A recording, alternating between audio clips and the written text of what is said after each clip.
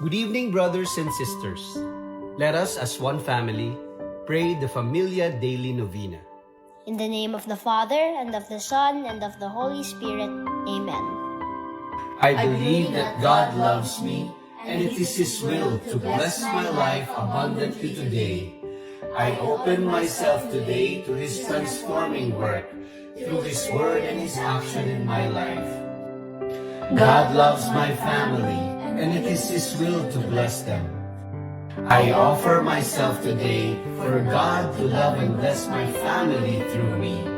And because we are blessing our neighbors that God puts on our path today. Amen. In the name of the Father, and of the Son, and of the Holy Spirit. Amen.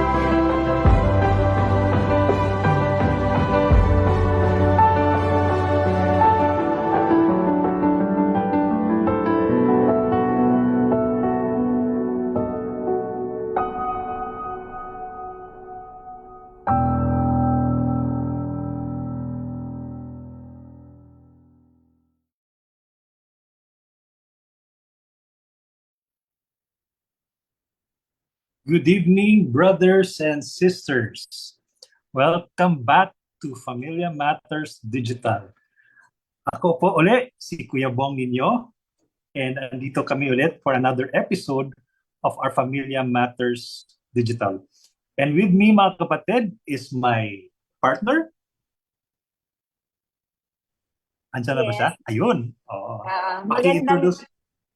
Okay, magandang gabi po. Ako po si Kate Torospe of Philippines, ang nag-iisa.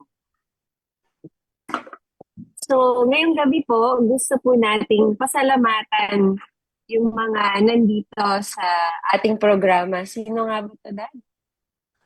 Oo, batiin natin ating mga leaders ngayon na nandito sa Zoom meeting natin, and also yung ating mga taga-subaybay, no? Yung ating mga kapatid na nanonood din ngayon sa Facebook live natin, sa Familia Matters na Facebook page. So yung mga wala pa, baka pwede pa sila makahabol, no? So welcome po ngayon sa ating Familia Matters episode. Okay. So siguro, Han, before tayo magpunta doon sa ating pag-uusapan ngayong gabi, siguro i-review lang natin konti kung ano ba yung topic natin last week. Di ba exciting yun? Yes, parang naging chikahan night natin yun. Kasi last Saturday, kung maaalala po natin, yung topic po natin, yung program natin last week is a family and life topic, which is God's design for marriage. Of course, yung nagbigay po sa atin ng kanyang mga sharing ay ang aking gwapong-gwapong papa. Wow. So, syempre, of Oo. course. Yun nga eh. Alam mo, parang very interesting nga yung topic last time about God's design for marriage, no? May tatlo nga akong key takeaway doon eh. Siguro i-share ko lang konti, no? Yung tatlo po yung parang importanting items doon sa napag-usapan last week. Una is yung call to friendship, no? Na parang iniimbita tayo ng Panginoon to have a personal relationship with Him, no? Na parang yung ating marriage should not only between man and wife, but also with Jesus as part and as the core of the relationship. No? Kaya maging successful kasi nandun yung Panginoon. Pangalawa naman is yung we are called to form a family, yung procreation. No? Na parang to raise kids and to raise them properly and also introduce them to a personal relationship later on with the Lord. And yung pangatlo is that we are called to love forever, no? Kasi 'di ba? Nasabi nga natin, God is love and love is God. And siguro 'yun yung gustong mensahe ng Panginoon sa atin that we will learn to love, no? It starts with Him and it ends with Him. Okay, so 'yun yung key takeaways ko last week. Ano lang din natin sa pamilya, no? Serve the present to preserve the future. Swak na swak yun. Kasi nga, ang gusto natin, hindi lang mag-end sa atin itong buhay na to. Yung relationship natin kay Lord. And gusto natin i-share sa ating mga anak para magpatuloy ang magtulong tayo sa pagpapatuloy, pagpapalaganap ng words ng God. Ng relationship ng ating mga anak. Hopefully, yung kanilang mga magiging family din sa susunod na generation. Makikilala din nila si Lord at madadala nila at magiging kaakabay nila si Lord sa kanilang buhay. So, Amen. yon. So, simulan na natin yung gabi kasi nga parang ngayong gabi, iba na naman yung topic natin. So, ano na nga ba to? Gusto natin naman ngayon pag-usapan yung tungkol sa ating lay vocation. Tayo bilang lay people. So, may gusto ka pa bang i-share, Daddy, as intro or Oo, yun nga, ito pala yung topic natin ngayong gabi. It's related now doon sa catechism naman po. So kung last week about family and life, ngayon naman po, we learn about catechism of our Catholic Church. And siguro mas maganda rin kung makinig tayo. No? So siguro, Han, i-introduce mo na yung ating guest for tonight. No? yung guest natin tonight, parang sa ano siya sa Archdiocese siya. So, ang pangalan niya si Bro German Calacat. Bro, hi, can you join us now? Hello, good evening everyone. Hello po. Hi, good evening. So, bro, kanina lang tayo nag-meet, pero parang friends na tayo. Parang ang tagal na nating magkakilala. Pero gusto ko lang malaman, kasi ano siya, active siya sa Archdiocese. Pero curious lang ako kasi batang-bata ka pa. Gusto ko malaman, saan ka ba nagsimula dito sa service mo sa parish and then sa Archdiocese? Kwentuhan mo naman kami. Sige po, good evening everyone. First of all, I just like to thank for this opportunity to share with you tonight. And kung babalikan ko ang aking vocation story, I started serving the church year 2007 by being an altar server. Tuloy-tuloy yon hanggang graduate ako sa high school. May inoffer po sa aking scholarship program ang Archdiocese na mag-aral ng religious education sa Siena College, Quezon City.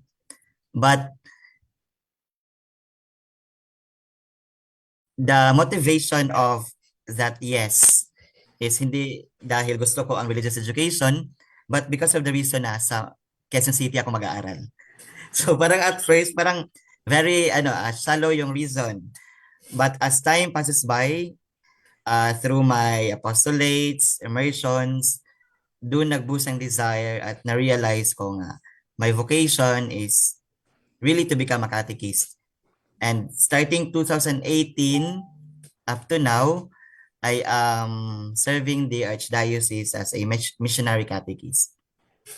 Kung hindi mo pala natanong, Sister Kate, no, Han, na si German ay siya yung coordinator ngayon sa Archdiocese Catechetical Ministry, no? Yes. So malaking may high regard si Bishop Joe Cabantan sa kanya at saka yung kay Father Noel, no? So yun nga.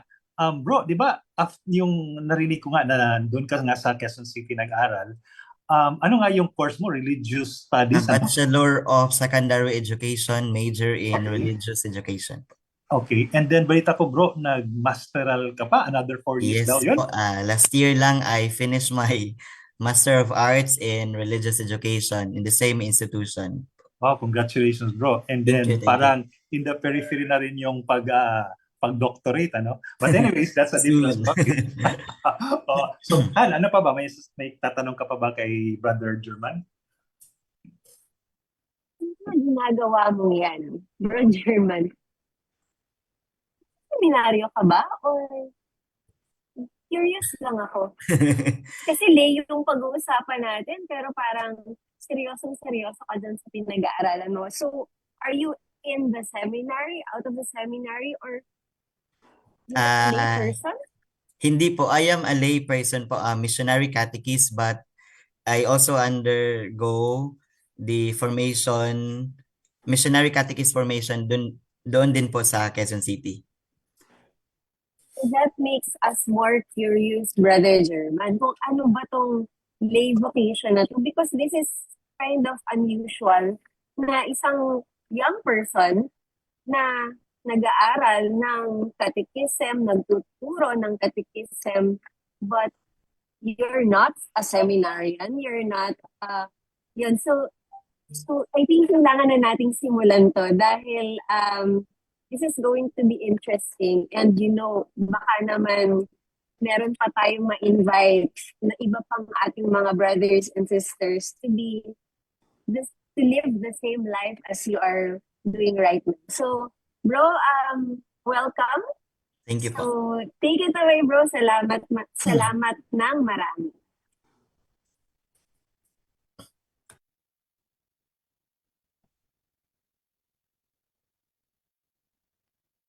So I will present na po my presentation. Yes, please. Okay po, sige Thank po. you. Okay po, wait lang.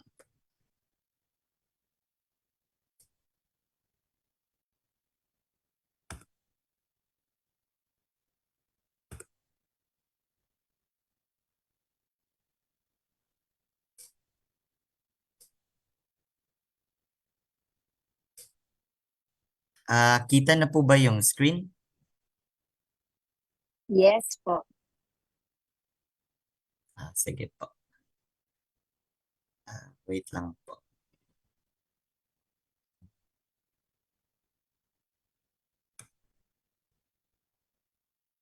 So, good evening everyone. Again, I am German Kalakat. Currently, I am working here in the Archdiocese of Cagayan de Oro as a lay catechetical coordinator.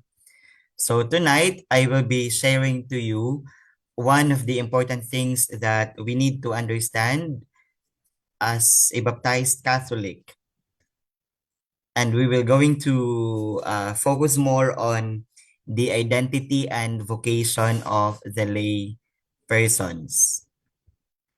I'd like to start my sharing tonight by going back to our baptism, wherein by the virtue of our baptism, we become members of the mystical body of Christ and sharers of his threefold mission.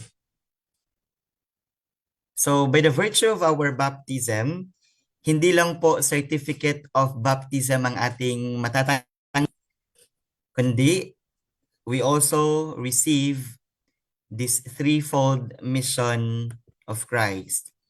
That is why upon receiving this beautiful sacrament of baptism, we have the responsibility to live by this threefold mission of Christ.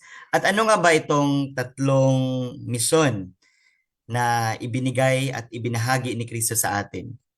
There are only three: priestly, prophetic, and kingly mission. And it is good to go back to this basic catechism because it is through this beautiful sacrament that we will understand what is our identity as a baptized Catholic. And our identity is that we become members of the body of Christ. And by being a member of the body of Christ, we become also sharers of this threefold mission, priestly, prophetic, and kingly. First is that priestly office of Christ. So sa anong paraan na tayo ay makakabahagi ng misyon sa pagiging pari? Do we really need to study to enter into the seminary so that we can live by this mission? As a lay persons, we become sharers. We can share this priestly mission of Christ by prayer, through prayer. Prayer, not just for ourselves, not just for our families, but also for the whole community. And the second one is the prophetic office or the prophetic mission of Christ. And I think this is more challenging for us because by living this prophetic mission of Christ, we need to become prophets. We need to become witnesses of God's loving mercy and compassion. And by being a prophet, it does not mean na tayo po ay mag-preach lang, kundi kailangan na ang faith na meron tayo ay makikita sa ating actions. Remember that faith without action is dead. And the third one is the kingly office of Christ. By serving the church, by serving the people of God, remember that Christ came here dito sa mundo not to be served, but to serve the people, to serve us. And that is our mission. And that is our identity as baptized Catholics, na hindi lang baptismal certificate ang ating matatanggap during baptism, but we also become members of the body of Christ, and we become sharers of his threefold mission by being a priest, by being a prophet, and lastly, by being a king. And the church was founded for the purpose of spreading the kingdom of Christ throughout the earth for the glory of God the Father. So may purpose po ang pagtatag ng ating simbahan, and that is to spread, to become sharers of the good news of salvation throughout the earth for the glory of God the Father, and to enable us well to share.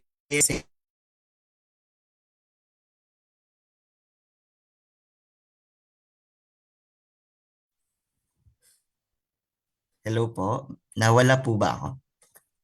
You're back. Ay, okay po. And that through them, the whole world might enter into a relationship with Christ. And this is our mission as baptized individuals, that as members of Christ, as members of the mystical body of Jesus, and as members of the church, we have the mission to spread the gospel. And I know and I believe that the Familia Community Foundation, you have this kind of mission, you have this kind of apostolate in sharing, in spreading the good news of salvation, not just for your own community, but also to the community outside of your community. Bro, let's share the slide again. Oh, yes. Nawala po yung slides. Yes. Ah, yes.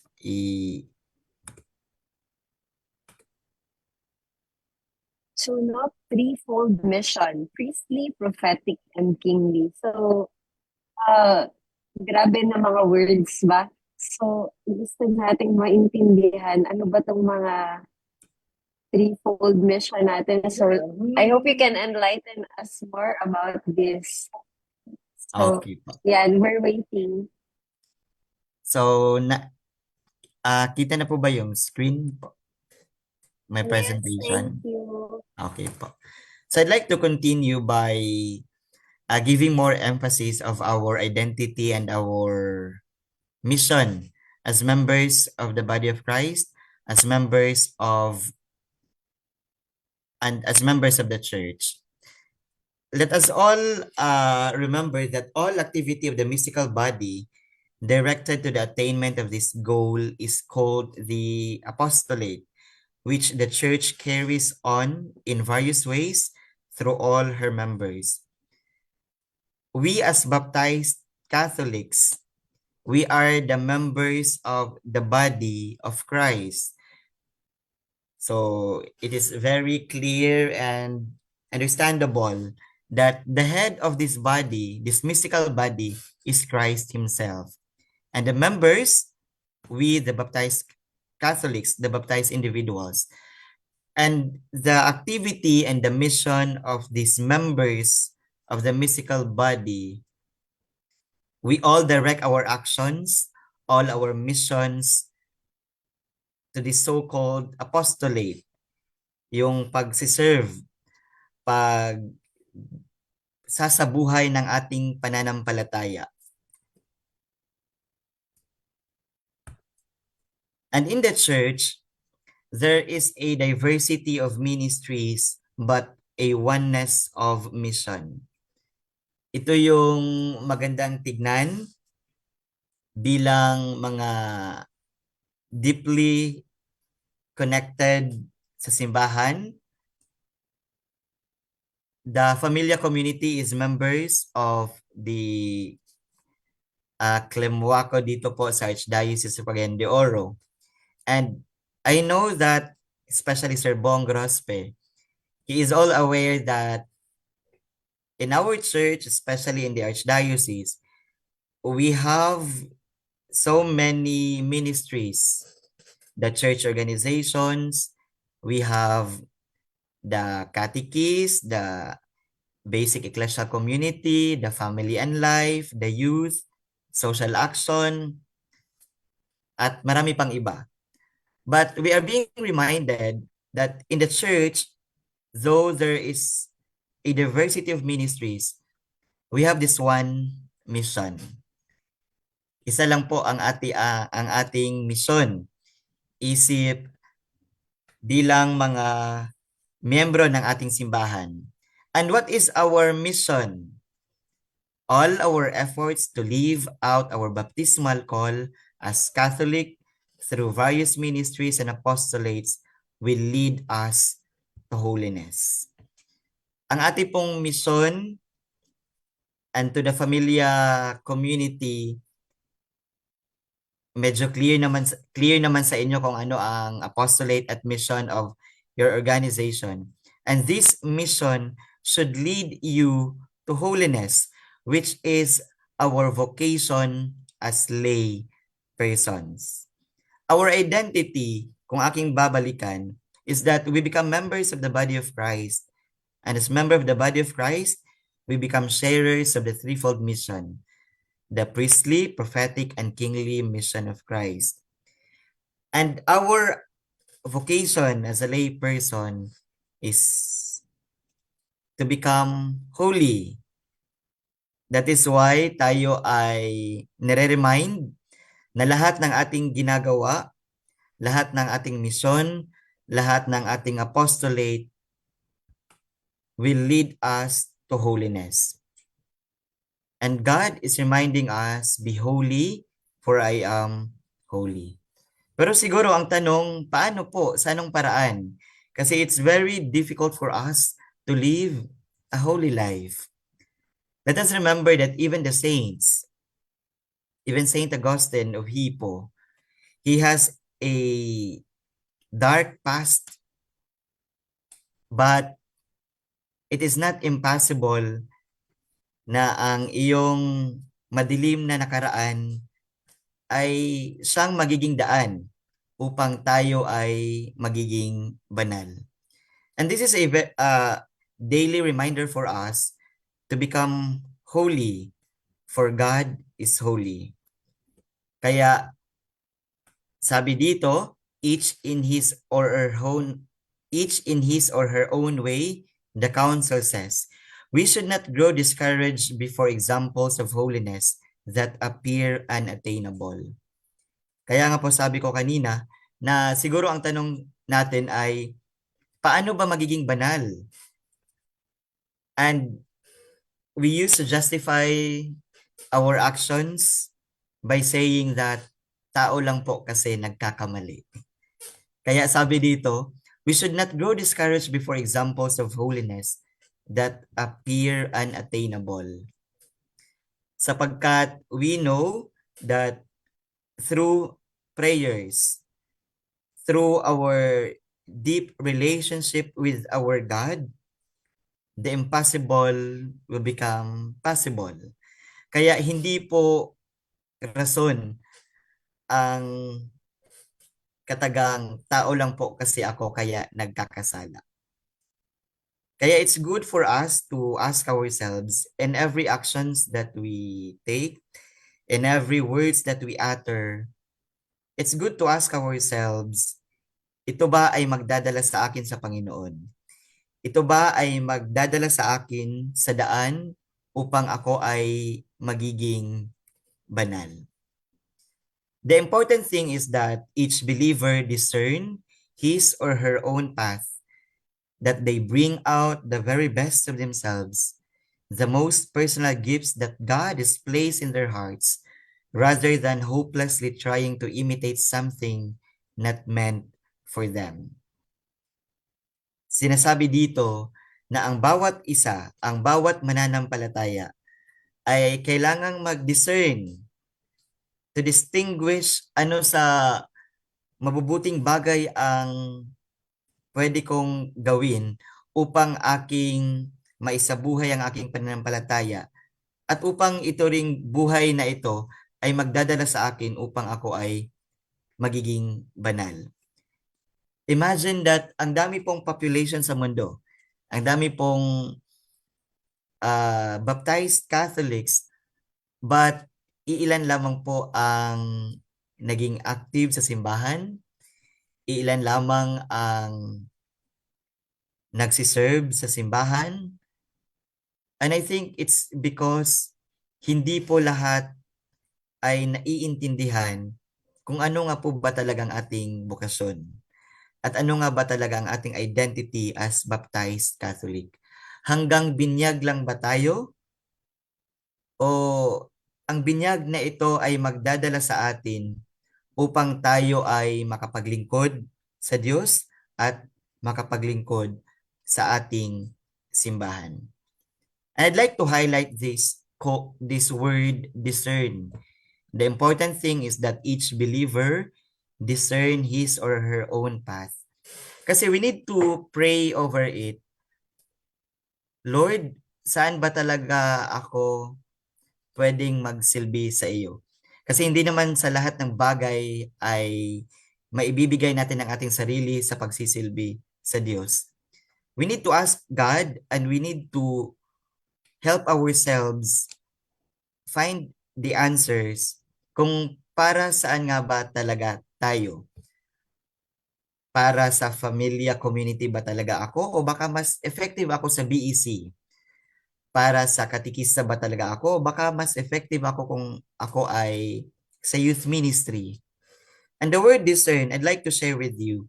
Last Holy Week, I had this retreat sa Religious of the Good Shepherd Sisters sa Quezon City. And throughout the retreat, I asked two graces that I asked from God. First is that clarity in all my decision. And the second grace that I asked is contentment for where I am now.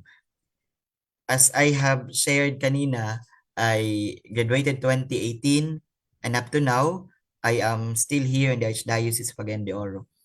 So 7 years na po ako sa simbahan. And syempre, ang aking family ay may dream din sila para sa akin na gusto nila maging stable financially. Kaya parang nagdedesisyon ako, Lord, give me clarity in my decision to stay sa simbahan o to look for another job para magkaroon ako ng financial stability. Kaya yan ang grace na I asked from God during my retreat. And during the culmination of our retreat, God answers me through these questions. Parang tanong sa akin, were there times ba na nagutom ang iyong pamilya? Were there times that you want to travel to other places at hindi ka nakapunta? Were there times that you craved for good coffee, since I am a coffee enthusiast, na hindi ka nakapagkape? Were there times na nangangailangan ka ng tulong at hindi ka natulungan?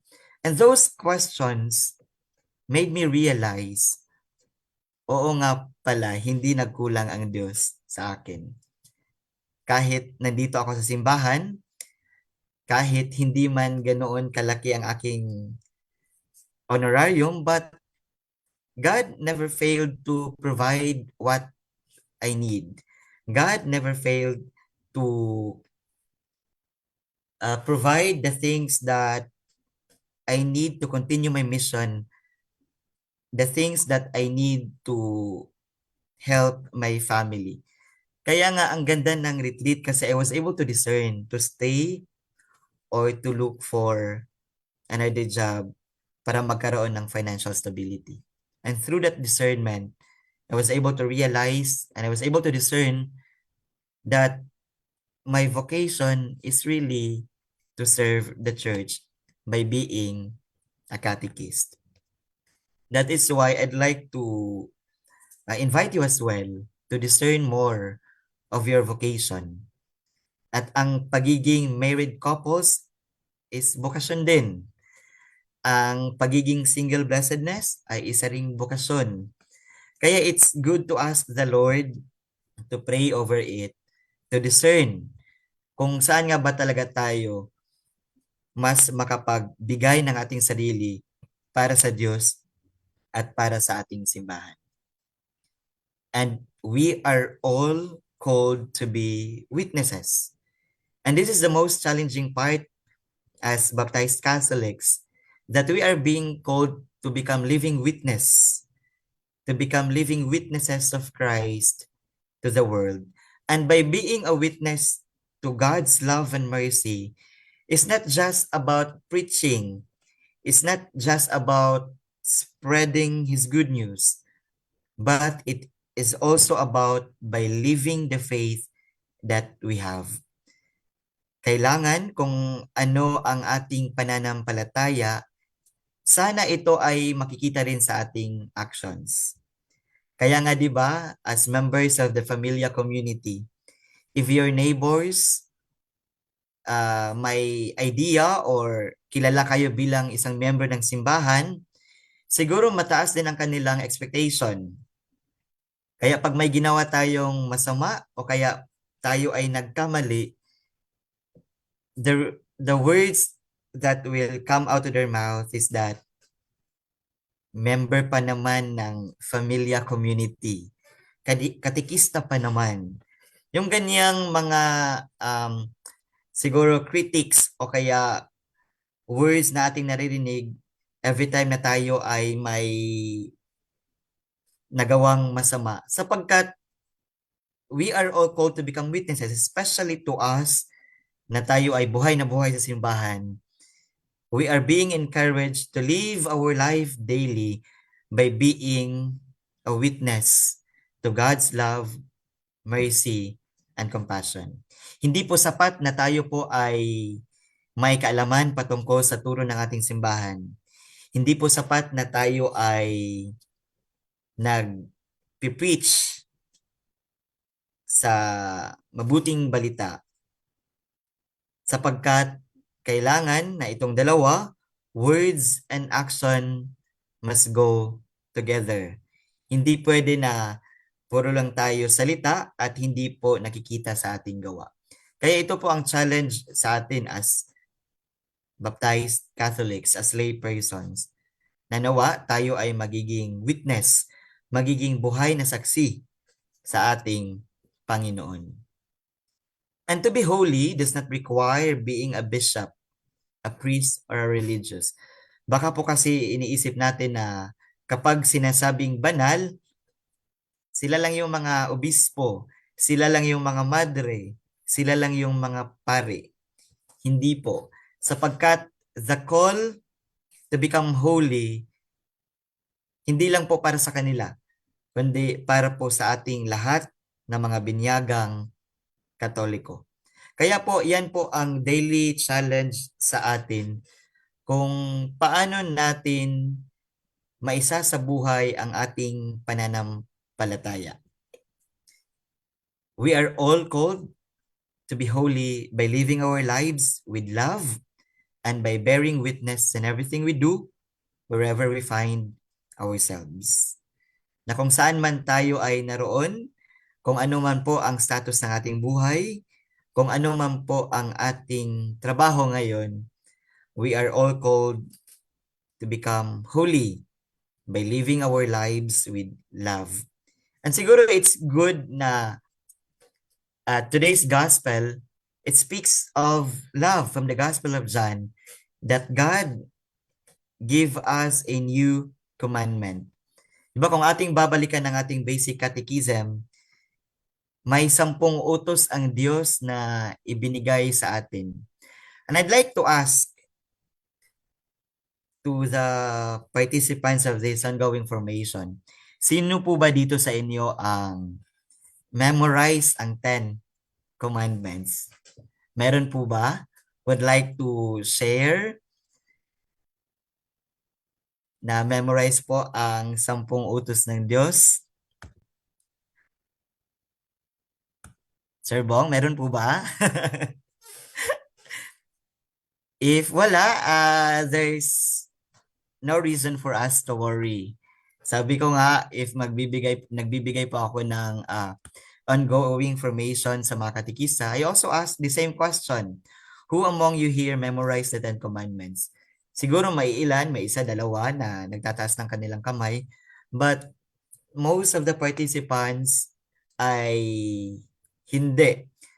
Pero God has been so compassionate. Sabi niya siguro, nahihirapan siguro ang mga binyagang Katoliko na i-memorize ito. Kaya I will give a new commandment. Kaya nga today's gospel, from the Gospel of John, nagbigay ang Panginoon sa atin ng new commandment, which is love. To love God and to love our neighbor. Hindi pwede na sasabihin natin that we love God so much but we hate our neighbor. Hindi pwede na we love God so much but we disregard our family. Hindi pwede na we love God so much but hindi po nakikita sa ating mga salita at sa ating actions. Kaya nga ito ay nagpapatuloy na challenge sa atin to become witnesses of God's loving mercy and compassion. And today's gospel, ito ay ang center ng ating gospel ngayon ay patungkol sa love. Kaya nga after I attended the mass kanina, I was able to reflect, and I'd like to share with you my short reflection. I posted it sa Facebook ko na as I reflect on today's gospel, I'm reminded that our true calling is to embody love. Mother Teresa's wisdom resonates deeply. Intense love does not measure, it just gives. I pray for the grace to love selflessly, embracing the difficult and the imperfect, to extend kindness to those who may not always deserve it, to love those who cause me pain, or to people who only reach out when they need something or convenient to them. May I be a vessel of God's peace and love, bringing light to those around me.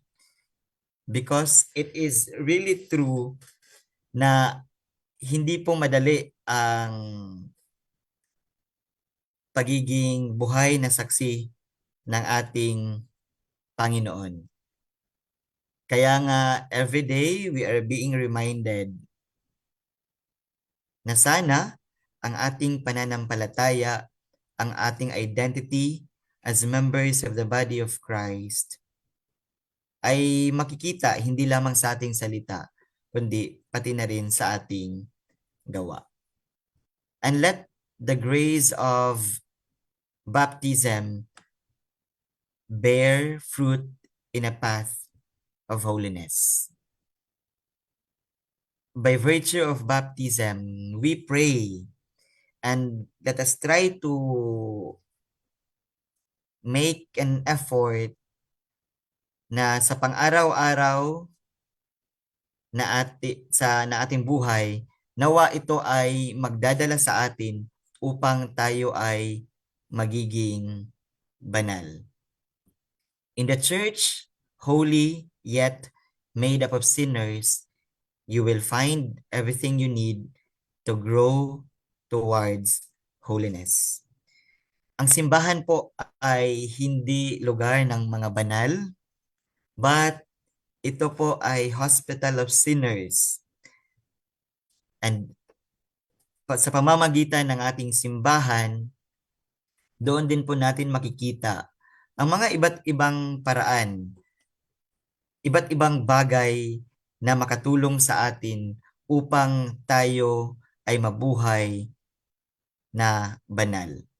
Because when we connect ourselves to the church, then we can find so many things that would help us to become holy. Siguro sa simbahan, makikita natin, ma-realize natin na the church needs our presence. The church needs the Familia Community Foundation to reach out to the peripheries, to reach out to the families, especially that this time, there are so many baptized Catholics na hindi na nagsisimba. Kaya nga kung tayo ay nasa simbahan, marami tayong makikita na magiging daan upang tayo ay mabuhay sa buhay na banal. And this holiness to which the Lord calls you will grow through small gestures. Siguro sa maliliit na pamamaraan, small things, this will help us to become more holy by saying thank you, by asking forgiveness, by expressing our love for the church and for His people, by living our daily life. In this way, sana po ay magiging daan ito upang we will be able to live our identity as baptized Catholics, and we were able to answer the call to become holy through these small gestures. And Pope Francis said that lay people have a mandate to spread the gospel in their concrete circumstances through the witness of their lives. We have this mandate. We were given the authority to spread, to share the good news of salvation through our different experiences in life, through our different actions na sa pamamagitan ng ating mga experience sa buhay, tayo ay nagiging buhay na saksi sa ating Panginoon. And I'd like to share this one circumstances in my life na masasabi ko that God is alive. Nabuhay talaga ang Diyos, hindi po patay. Na I have this conviction that God is alive. As I have shared kanina, I am working the Archdiocese as the lay coordinator. And one of our programs in the Archdiocese is the scholarship program kung saan po ako galing. And one time, meron po kaming mga scholars na nag-visit sa office. 4 po sila, 5 po ako sa opisina. And during their visit, lunchtime. And unfortunately, during that time, I have no money to share. I have no money to even buy lunch for them. 12 noon, pumunta po sila doon and tahimik ang opisina. Walang nagsasalita. Siguro sila din ay walang pera na ma-share. Kahit, kuya, lunch na po tayo, gutom na po kasi ako eh. Wala kang maririnig na nagsasalita. And even me, I cannot even, nahihirapan po akong magsabi na wala akong pera. And nahihiya po ako na malayo po ang kanilang pinanggalingan at pagdating sa opisina, wala po silang makakain. And surprisingly, 12:45 in the afternoon, may kumatok po sa aming opisina, isang youth, may dala-dala po siyang Jollibee. Sabi niya po sa akin, "Sir, pinabibigay po ni Lola." Ang kanyang lola ay coordinator ng katikisa sa isang parokya doon sa Bukidnon. And to my surprise, there are 5 Jollibee meals. Kaya nga, during that time, I am really amazed and I am really convinced that God is alive. Na sa pamamagitan ng isang katikista, siya ay buhay na saksi sa pagmamahal, sa awa at habag ng Diyos. Kaya nga tayo ay inaanyayahan na sana sa bawat galaw, sa bawat salita, sa bawat desisyon na ating gagawin, ito sana ay magdadala sa atin sa daan upang tayo ay magiging banal. At sana tayo rin ay magiging buhay na saksi sa habag, awa at pagmamahal ng Panginoon. And Pope Francis continues, he asked the lay Catholics to be careful of the temptations of clericalism, competitiveness, stiffness, and negativity. From my personal point of view, temptations sometimes are blessings in disguise. Why? Because whenever I am tempted, it always bring me to pray. Na Lord, please, tulungan mo po ako na hindi matitempt. Because temptations are invitations for us to commit sin. Kaya nga po, sa panahon na tayo sa panahon na may temptations, sana ang unang bagay na ating gagawin ay ang pagdadasal, asking the grace of God to give us the strength to avoid temptations.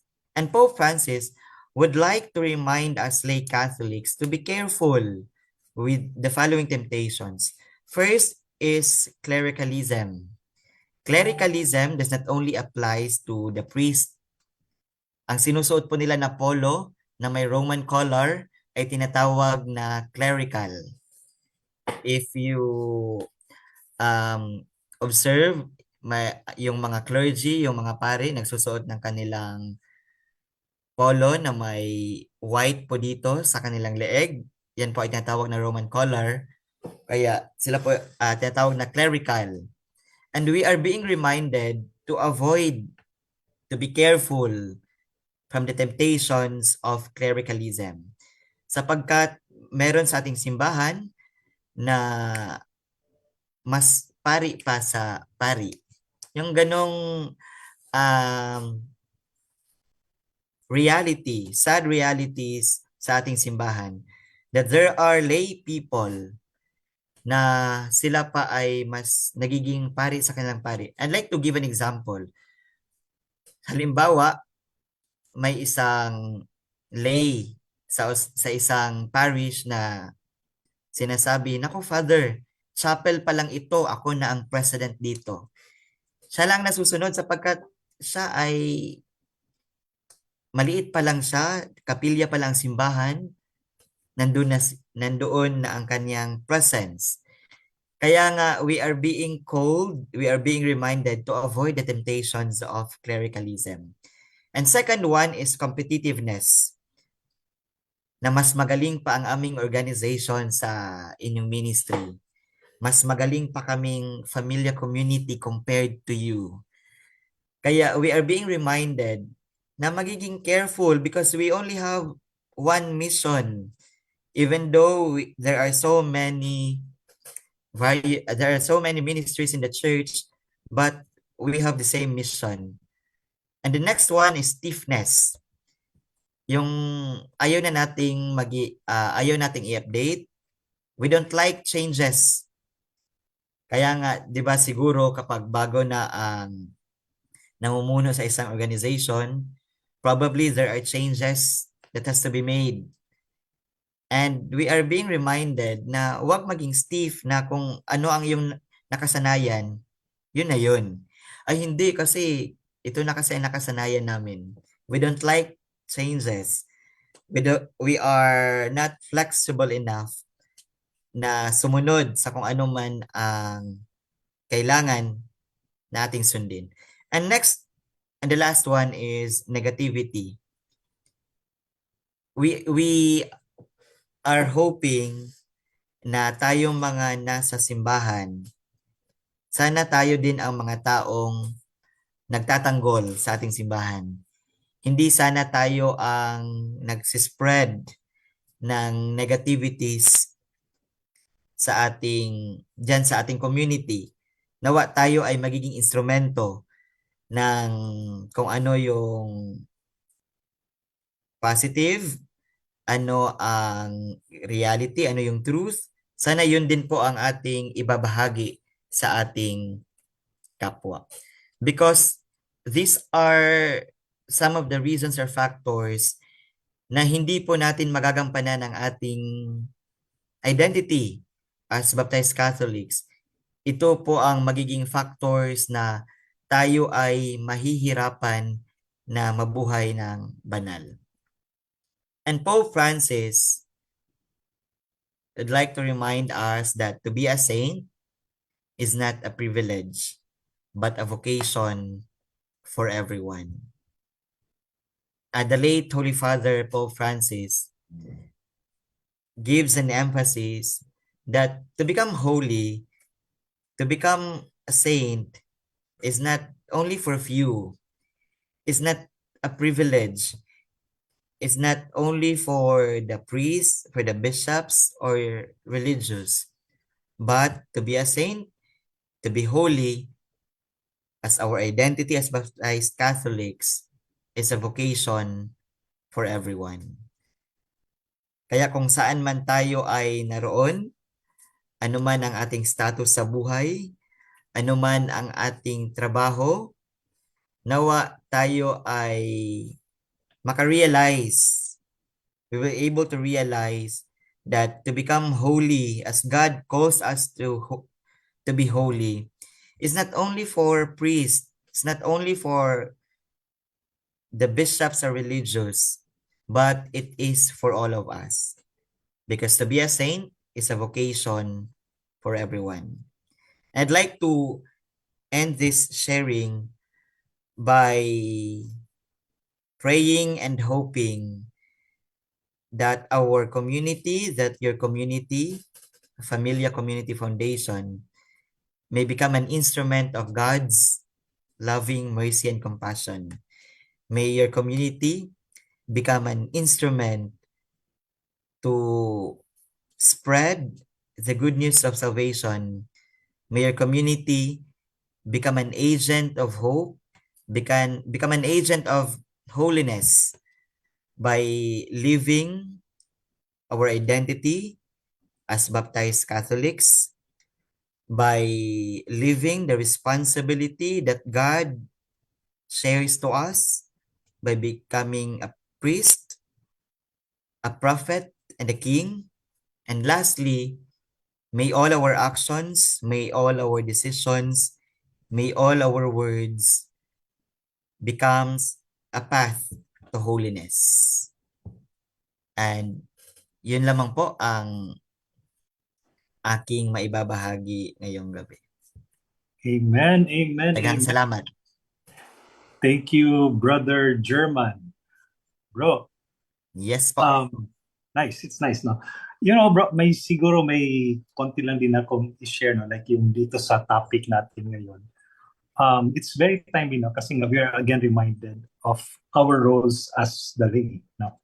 Firstly, yung nga nabanggit niyo po, na parang the ultimate call for all of us is to really be holy for He is holy, no? Na parang tayong maging banal tulad niya, to be in His image and likeness.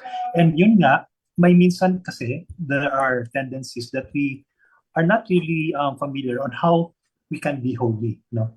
And kaya nga bro, meron din akong favorite na passage. It's Proverbs 3:6. Yung sinabi doon, to make it things easier, no, of understanding what holiness is all about, is to put God first in everything that we do, no? Paglagay ng Panginoon na una sa ating buhay, no? Na parang i-number one natin siya. Kasi nga, related din yun doon sa greatest commandment, di ba? Na to love God above all. To love God, to put Him first in everything that we do, no?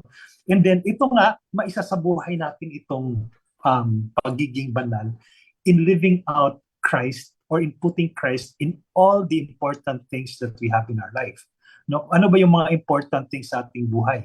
Nandun po yung ating personal life, nandun yung ating family life, nandun yung ating work life or ating career, ang ating ministry na pagsaserve natin, at saka in developing relationships, no?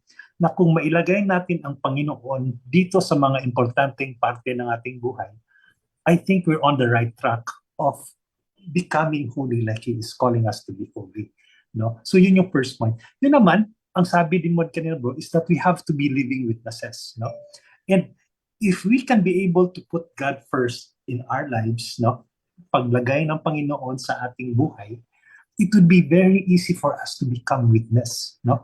Kasi nga na-experience na natin yung sa buhay natin, yung pagkakaroon natin ng relasyon sa Panginoon, it would be easier for us to share kasi nga nandoon siya, no? Nandoon siya.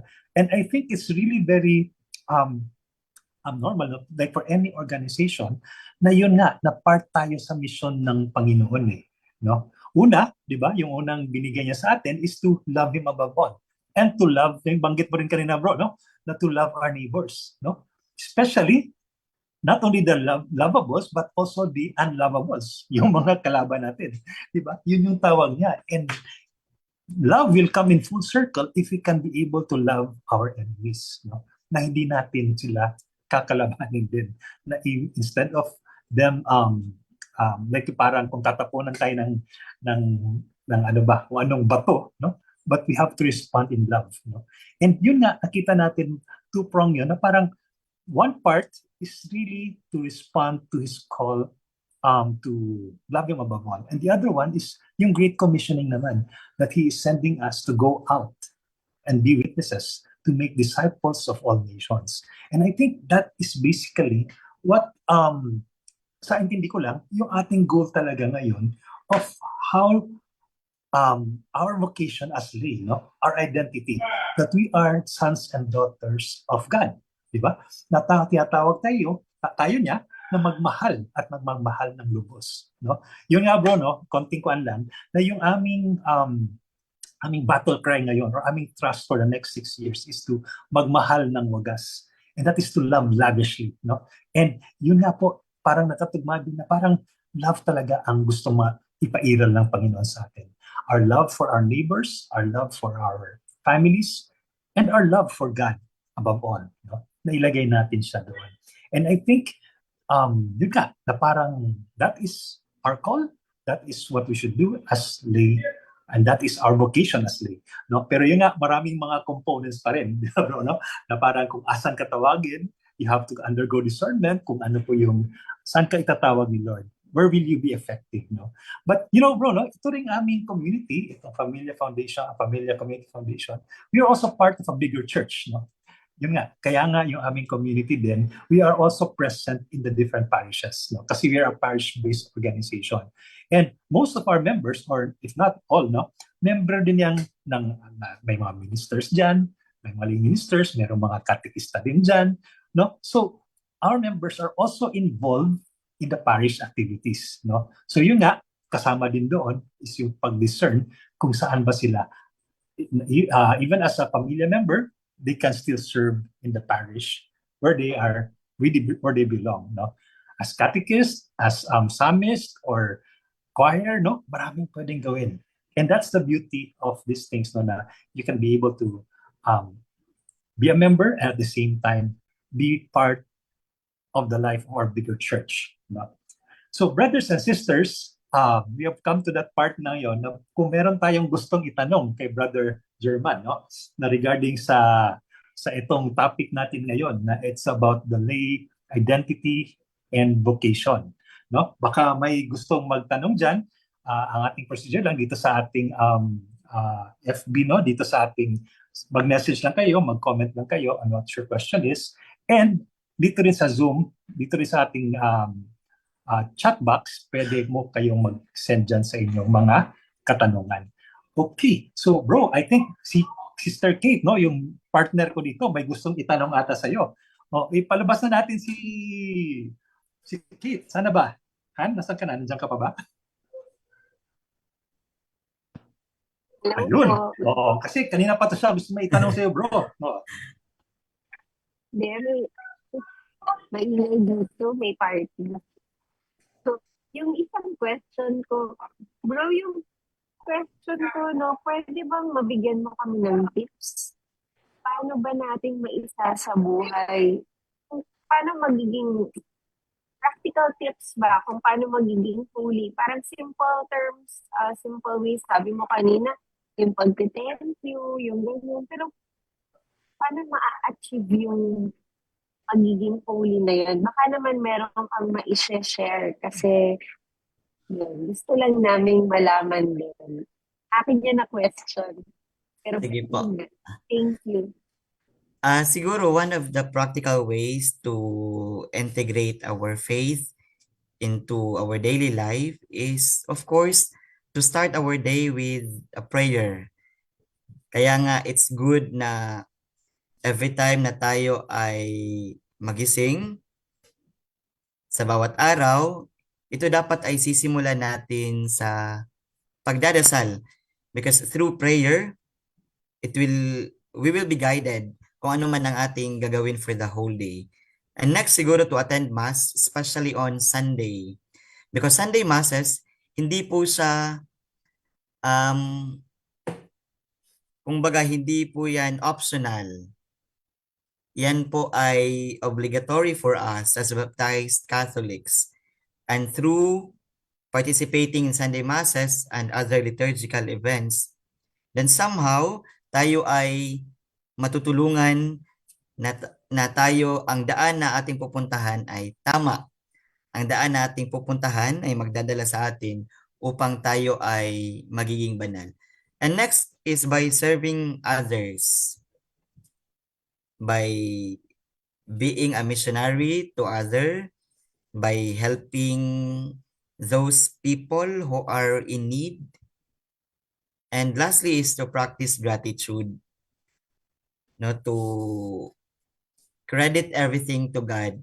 Na everything that we have, even our family, our business, our work, ay galing sa Diyos. And there are virtues that we need to look back. Kailangan nating balikan na ang mga virtues na ito will help us to grow in holiness. First one is patience. We are being called to handle challenges with calmness. Pasensya, patience. And second one is kindness. To show compassion and empathy to other people. The third is humility. To recognize God's role in our lives. Na ang rason kung bakit tayo ay narito ngayon the reason why we have this work, the reason why we have this beautiful family, it is because of God. Humility, recognizing God's role in our life. And the fourth one is the call to forgive. Forgiveness by letting go of our grudges. Let us not allow ourselves na tayo ay mamamatay na may dalang-dalang, may bitbit na hinanakit o kaya grudges sa ating puso. And the last one is self-control to manage our emotions and actions. Kaya nga, we are being reminded na do not make decisions kung tayo ay nasa peak ng ating emotion. Diba? If you are sad, do not make such decision because probably ang desisyon na iyong magagawa ay hindi magandang desisyon. That is why we are also called to have this virtue, self-control, because it will help us to grow in holiness. And siguro dagdag lang ay some of the practices na pwede natin gawin for our growth. First is the daily reflection. If you are familiar with the examination of conscience, during the night prayer, merong pong part dyan na tinatawag examination of conscience, wherein we are being invited to review, to assess ourselves for the whole day kung ano man ang ating nagawa. Kung ano man ang mga bagay na kailangan nating i-address. Daily reflection. And the second one is confession.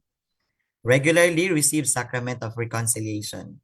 In our church as baptized Catholic, at least once a year, tayo po ay sana makareceive ng sacrament of confession.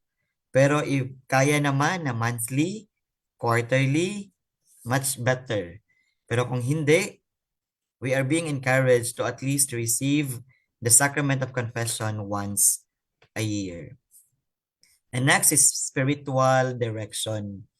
And we are blessed, you are blessed that you have this good community wherein you can seek for guidance sa inyong mga kasama, sa inyong mga elders, or sa inyong spiritual directors kung meron man ang familia community. And next is the community involvement by joining faith-based groups. Siguro isang halimbawa na itong familia community na this is one of the ways na tayo ay matutulungan upang mas maintindihan natin at mas maisabuhay ang ating identity as baptized Catholic by joining faith-based groups. And lastly is prayerful decision-making by seeking God's will for our lives. Because we know that each of us here, meron po tayong mga, we have our own dreams, we have our own desires, we have our own wills that we want to do with our lives. But most importantly, let us all remember that God's plan for our lives is better than our own. Kaya we are being invited and encouraged to always seek God's will at all times. Siguro yun lamang po ang aking maidadagdag. Amen, amen. Salamat, Bro German. Han, may question ata dito sa Zoom. Okay, ako na lang yung magbasa, Bro German, ha? Yes, sige po. Okay, ito po yung katanungan. Ang bokasyon ba ay limitado lang sa 3 states of life? Priestly, vocation, marriage, single blessedness? Ang mga madre ba at religious brothers and members of the clergy? Ang holiness ba ay ibig sabihin pagiging perpekto, hindi nagkakamali at nagkakasala? So bro, parang kuan yun, may mga follow-up questions. So ulit ko lang, no? Yung una is, ang mga Okay. madre ba at religious brothers are members of the clergy? O sige bro. Sige. Sige po. Ang bukasyon ng ating simbahan, yan po ay sinasabi we have this priestly vocation or religious vocation kung saan po belong ang ating mga pari, religious sisters and brothers, married life, at saka single blessedness. Ang tanong po dito, ang mga madre ba at religious brothers are members of the clergy? The ordained priest po, sila po ay tinatawag na clergy, but yung mga nasa religious life po, they do not belong to the clergy. Religious po ang tawag sa kanila. Kaya belong po sila sa religious brothers and sisters. At ang pangalawang question po, ang holiness ba ay ibig sabihin pagiging perpekto, hindi nagkakamali, hindi nagkakasala? And I think it is a good question na mapapaisip talaga tayo. Kung ang pagiging banal ba, ibig sabihin ay perpekto, hindi nagkakamali, hindi nagkakasala. It's good to go back to the teachings of our Lord Jesus Christ na ang pagiging banal, hindi po ibig sabihin na hindi tayo nagkakasala o hindi tayo nagkakamali. It is a daily call, daily challenge for us because holiness is by living the life that we have as baptized Catholics. Since tayo po, we have this weakness na tayo ay nagkakasala. Amidst of those weakness that we have, na tayo ay nagkakasala, if we really truly live the life of being holy, tayo po ay babalik at babalik sa Panginoon. Kaya nga maraming steps o kaya maraming bagay na pwede natin gawin, as I have mentioned kanina, na ito po ay makakatulong sa atin upang tayo ay may guide kung paano ba mamuhay ng isang Katoliko, paano ba mabuhay ng isang banal. But hindi po ibig sabihin na holiness ay hindi po nagkakamali, hindi nagkakasala. Just like our saints, kagaya nga ni Saint Augustine of Hippo, meron po siyang madilim na nakaraan. But yung madilim po niya na nakaraan ay nagiging daan upang siya ay magiging banal. So daily call po o daily challenge po ang pagiging banal. Tayo po ay nagkakasala, kaya maganda rin ang intindihin na at it's good to appreciate also that our church, we have this so-called the sacrament of healing. And one of these sacraments of healing is the sacrament of reconciliation or confession. Through receiving this sacrament, again, we will again be purified. At yun, then, we continue to live our life, to continue our horizon dito sa mundo, isip mga binyagang Katoliko. Amen. Okay, thank you, Tito Ronnie Celestial. Hopefully sana nasagot ni Brother German yung katanungan ninyo. Okay, so bukas pa rin yung ating group chat for any questions sa ating mga kasamahan. Bro, may isang question lang ako, bro. Ganito kasi, may situation kasi, no, like may isang close friend yung aking anak, and she was baptized as a Catholic, no? Pero yun nga, may time kasi na parang naglipat sila ng ibang relihiyon, no? Pero baptized siya. And then right now, nag-decide din siya na bumalik sa simbahan natin, sa simbahan Katoliko. And then right now, nag-ask siya kasi na parang, how can she, parang, pwede kung gusto kasi niya ulit mag-communion no? Although baptized siya. Ano ba yung, may isasabi mo, ano ba yung pwede kayang gawin, bro? Para siya rin, kasi parang every time makikita kami na gusto nga niya na mag-communion na. So, ano po yung mga tips niyo or ano ba yung mga advice niyo na pwedeng gawin niya para at least fully experience niya yung ating ginagawa, di ba? As a Catholic and as baptized Catholic na. So, the best thing po na kanyang gagawin ay to really receive the sacrament of reconciliation or confession. Okay. Na through that sacrament, iko-confess niya na kung ano man ang kanyang nagawang kasalanan sa nakaraan, Mhm. so that through that sacrament, then she will be again purified and yun, pwede na po siyang again na Yeah. tumanggap ng komunyon. Kasi, ganito pala bro, nabaptize siya, pero hindi siya naka-first communion. Okay. So So, ngayon, gusto niya. Oo. just like po dito sa cathedral, we have this Okay. monthly formation and catechesis for those who want to receive the sacrament of communion, the first communion. Siguro po kung saan po siya na parish na belong, Mm. pwede po siyang pumunta sa kanilang parokya, sa opisina, to ask help kung ano po ang schedule ng kanilang first communion so that makatanggap siya ng ano po, maka-undergo na siya ng first communion. I see. So ano po yun bro? Like na-mention mo kanina na Sacrament of Reconciliation, di ba? Mag-confession muna. Or meron pa bang mga dadaanan pa ba ng mga catechism or Okay po. para bago siya pwedeng mag-first Alright. communion? Aba. Kasi po dito sa cathedral, meron pong catechesis before sila mag-receive ng first communion. So that maiintindihan din nila kung ano ang sakramento na kanilang tatanggapin.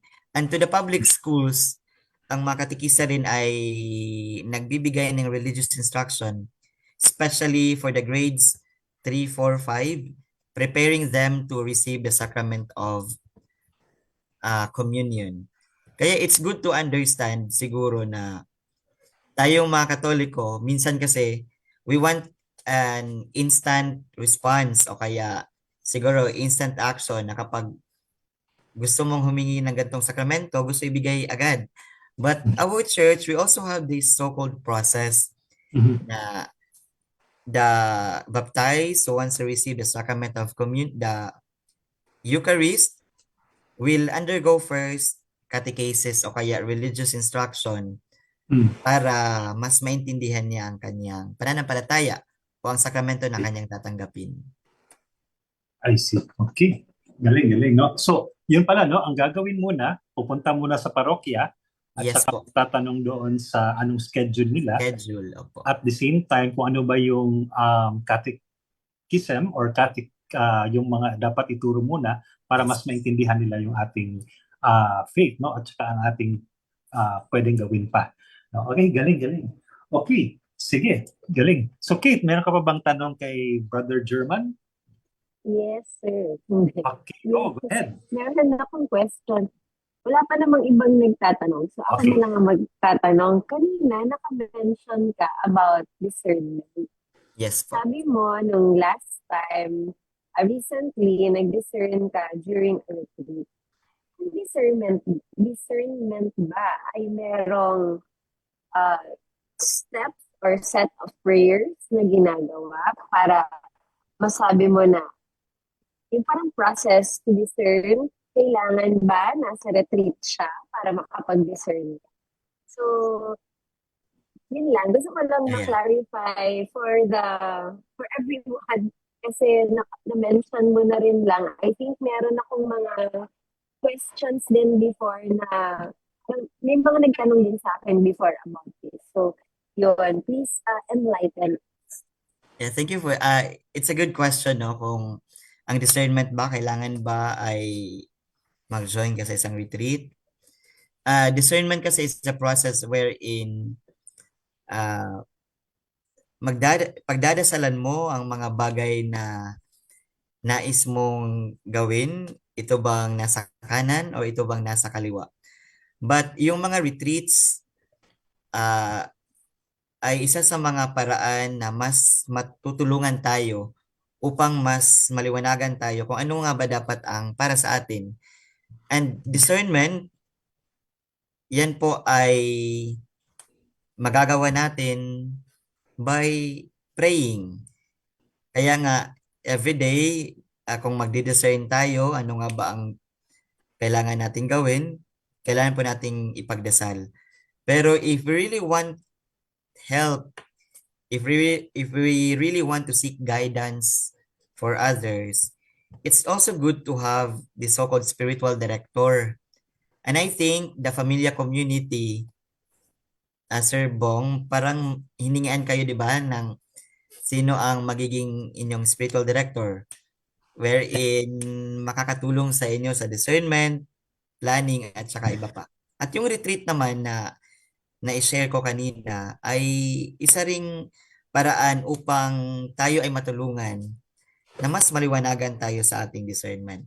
But hindi po kailangan na magdi-discern tayo, kailangan ng retreat. But yun po ay external factors na makakatulong sa ating discernment. But the only thing that the most important thing to do in discerning is by praying. Amen, amen. So, Bro German, wala namang set of prayers, walang specific words na dapat sabihin. Like specific prayers just to say it's a discernment. It's a conversation with God. Or, di ba? Wala naman, di ba? Wala namang specific Wala prayer naman na, kung dapat ito po yung dadasalin natin para matawag itong discernment. But we can also search for some prayers na mas matulungan tayo in discerning the decisions na gusto nating gawin sa buhay. we have prayers to lead Yeah. us in discerning. Yeah, we can search for it po. How do Para yes, like how do we look for that? Prayers for discernment? yes po, opo, exactly. So we can have that like online. Anong Yes. nakalagay doon? Catholic prayers for discernment. Opo. Praying for discernment for Yes. Catholics. Okay. Thank you. Amen. Okay. So, natanong mo kanina, Brother German, kung yung about spiritual director, no? Yes. Dito sa pamilya, meron din kami spiritual directors, no? Ang una is si Bishop Ted Bacani, no? That's the national na kuha namin, spiritual director. And yun nga, in our parishes din, meron din mga, I think, by default yan, usually, yun yung mga parish priest Parish priest. ang dapat ang magiging spiritual director nila. But it depends now on the parish kung sino yung, or yung mga leaders natin sa parokya, kung sino yung gusto nilang kukunin. But this time, dito sa Cagayan de Oro, we leave that to our good bishop to give us kung sino yung gusto niyang maging spiritual director. But we don't have any problems or issues with that. But anyway, mga kapatid, it's already 9:24, Brother German, no? Marami pa sana masarap pa magkipagkwentuhan, ano, dito kasama mo. And I know that we will be hopefully having more opportunities of hearing from you, no? Kasi nga, actually, mga kapatid, no, we're also working out with Brother German na parang since we have this digital discipleship na program, then there's a partnership that we're trying to do right now na parang in this program sila in Catechism, sila din ang makakatulong sa atin. Yung coordinate natin dito sa ating Archdiocese po sa Cagayan de Oro, that will share the topics, to share the talks, and enlightening na parang hindi pa natin like ngayon, parang it's the basic thing, but there are more to learn, no? And we hope to hear again from Brother German. So, Brother German, thank you very much for being with us tonight, no? So, before we end this, mga kapatid, no? Brother German, meron ka pa bang mga parting words before we end with a prayer and some announcements? May mga parting words pa?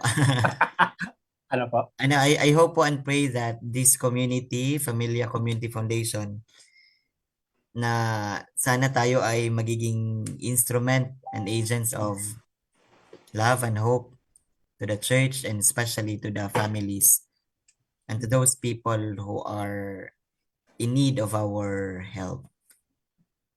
Amen. Amen. Okay. So thank you, Brother German, no? So we would like to have some announcement muna, no, before we end our session tonight. So mga kapatid, firstly, we would like to thank everybody who has joined us here sa Zoom at saka ating mga kapatid na nasa ating Facebook live.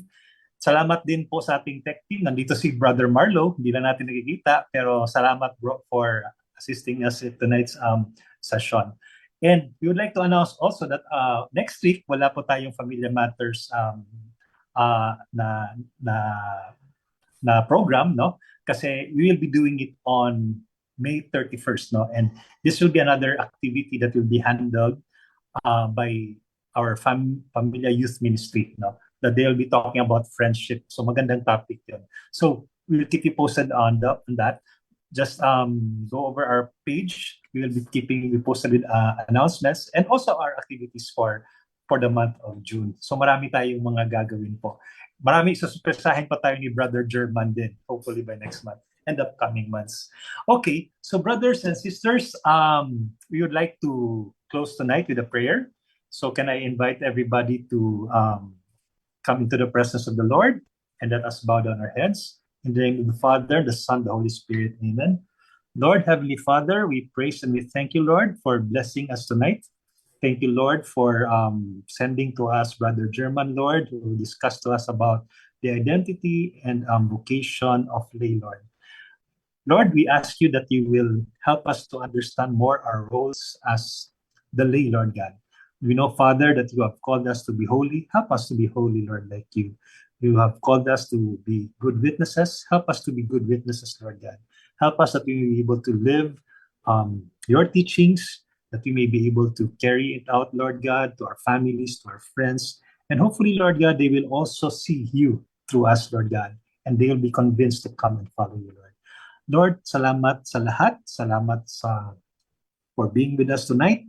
Salamat, Lord, sa mga biyaya na binigay mo sa amin, Lord God. Our Father, who art in heaven, holy be your name. Your kingdom come, your will be done on earth as it is in heaven. Give us Give us this this day day our our daily bread. Forgive us our trespasses, as we forgive those who sin against us. That bring us to the test, but deliver us from evil.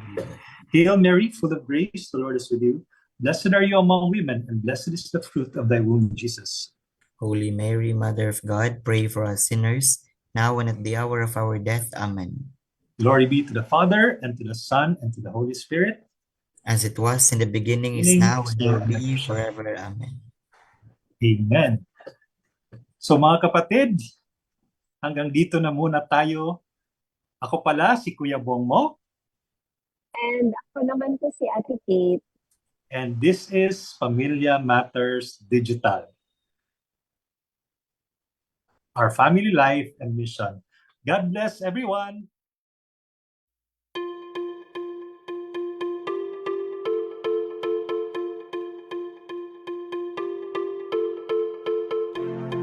Many suns and moons ago, who would ever guess how big we've grown now, bigger than before. When times are rough and fierce it's blue, hand in hand we power through. We're invincible. How the time flies by, we made it through the darkest nights, never gave in, shining out so bright, bursting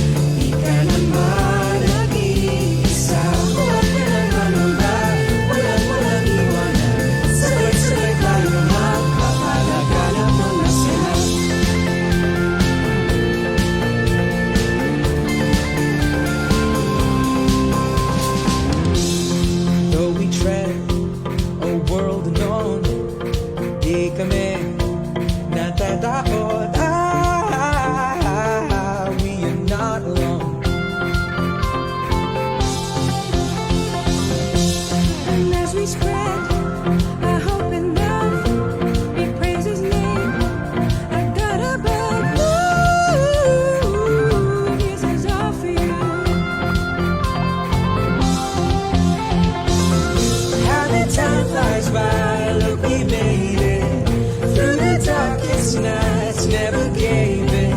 Shining on so bright, bursting full of light, sharing all our light to the nations. Ipakita natin sa lahat kung paano magkasamamahal. Huwag ka nang mamamba, walang iwanan. Sabay-sabay tayong magpapalaganap ng masaya. Di malinong kadalian, di ka naman nag-iisa. Huwag ka nang mamamba, walang iwanan. Sabay-sabay tayong magpapalaganap ng masaya.